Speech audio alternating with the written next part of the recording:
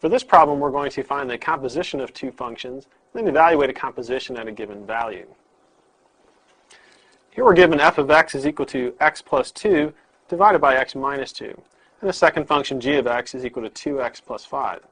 For these two functions, part A, we want to find the composition f of g and state its domain.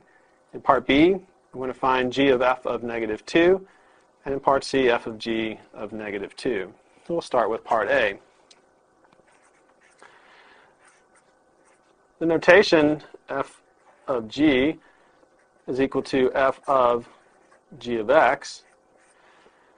So basically we just need to take this entire function g of x and we substitute it into our function f anywhere an x occurs.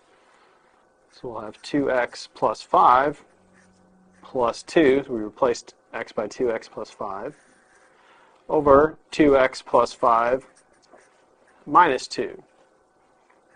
We're going to simplify that. The numerator will have 2x plus 7, and our denominator will get 2x plus 3. Well, our composition, f of g, is equal to 2x plus 7 divided by 2x plus 3. We need to state the domain of this function. To find the domain of a composition, we first look at our inside function, which in this case is g of x. G of x is a linear function. It's defined for all real numbers, so we have no restricted values so far. The next thing we need to do is look at our composition itself.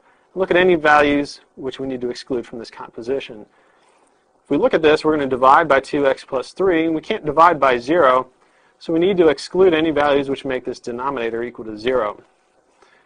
If we set 2x plus 3 equal to 0 and solve that, we'll get that x is equal to negative 3 halves.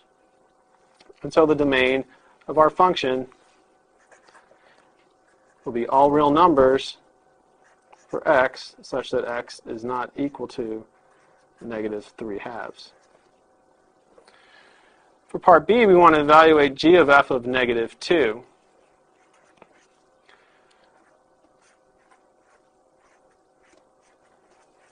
This is equivalent to finding g of f of negative 2. So we really need to first find the value of the function f when x is negative 2. If we come up to our function f and put in negative 2, negative 2 plus 2, that's 0. Negative 2 minus 2 is negative 4, and 0 over negative 4 is 0. So we need g of 0. So now we come to our function g, plug in the value 0. 2 times 0 plus 5 is equal to 5. So g of f of negative 2 is equal to 5. For part C, we want to find f of g of negative 2.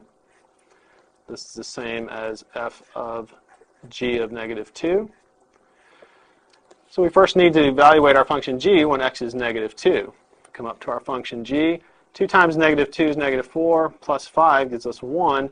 So we really need to find f of 1. Put in 1 into our function f. 1 plus 2, that's 3. 1 minus 2 is negative 1. 3 over negative 1 is negative 3. So f of g of negative 2 is equal to negative 3. It's important to note that in these two cases we did not get the same result. So the g of f is not necessarily equal to f of g.